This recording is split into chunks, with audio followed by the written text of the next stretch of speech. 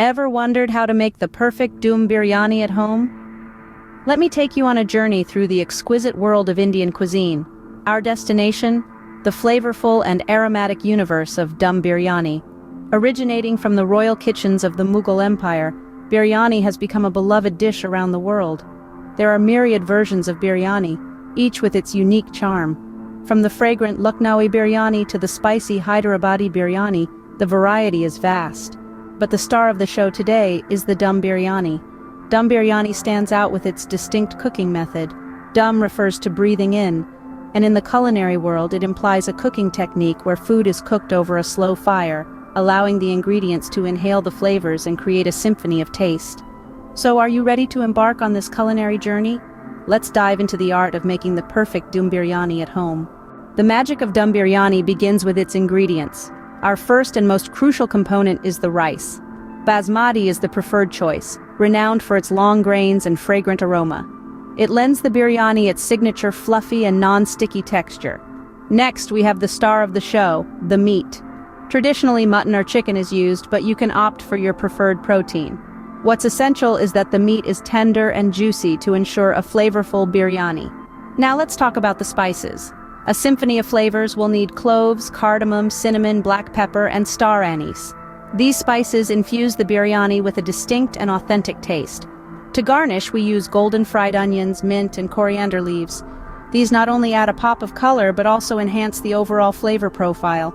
And let's not forget the yogurt and saffron-soaked milk, the secret ingredients that give the biryani its creamy texture and vibrant color. With these ingredients, we are all set to start the cooking process.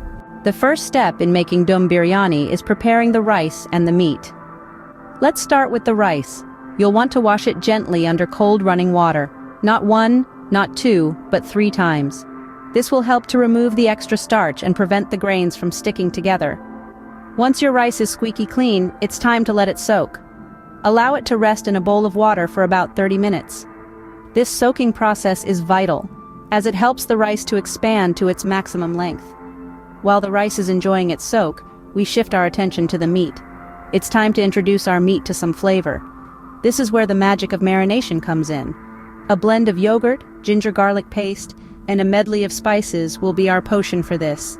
Mix them all together and massage the meat with this mixture. Let it sit and soak up all the flavors, ideally for a couple of hours. However, if you're pressed for time, even 30 minutes will do. Now, it's time to partially cook the rice. Yes, you heard it right, we only need to partially cook the rice. Why, you ask? Because the rice will continue to cook later when we layer it with the meat. So, bring a large pot of water to a boil, add some salt, spices, and the soaked rice. Let it cook until it's about 70% done. The grains should be slightly tender but still have a bite to them. While our rice is taking a hot bath, let's cook the meat. Heat some oil in a pan, add the marinated meat, and let it sizzle. Cook it until it's browned and the oil starts to separate. This will ensure that our meat is cooked well and ready to mingle with the rice. Now that our rice and meat are prepared, we move on to layering. Layering is what differentiates dum biryani from other types of biryani. This is where the magic really starts to happen.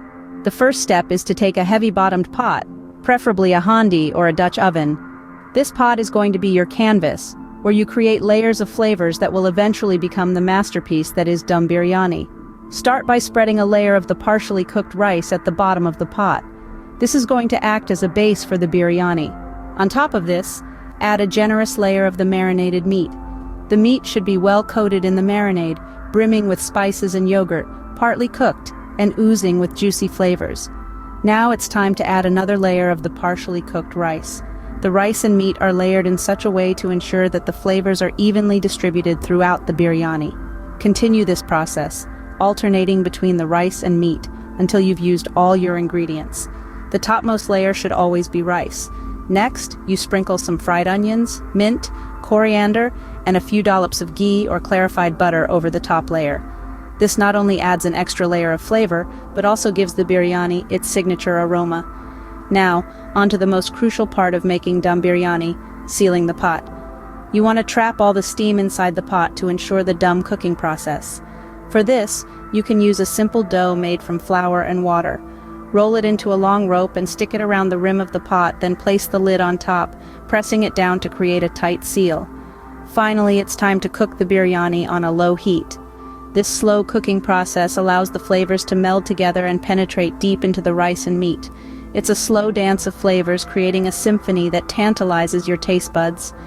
The aroma of dum biryani is a sign that our dish is almost ready. As the delicious scent wafts through your kitchen, you know that you've created something truly special. The best part of cooking dum biryani is finally serving it. The moment of truth arrives as you carefully open the sealed pot, a waft of aromatic spices greeting you. It's crucial to preserve the layers of the biryani while serving. So, use a wide spatula and dig deep into the pot, lifting a generous scoop from the bottom up.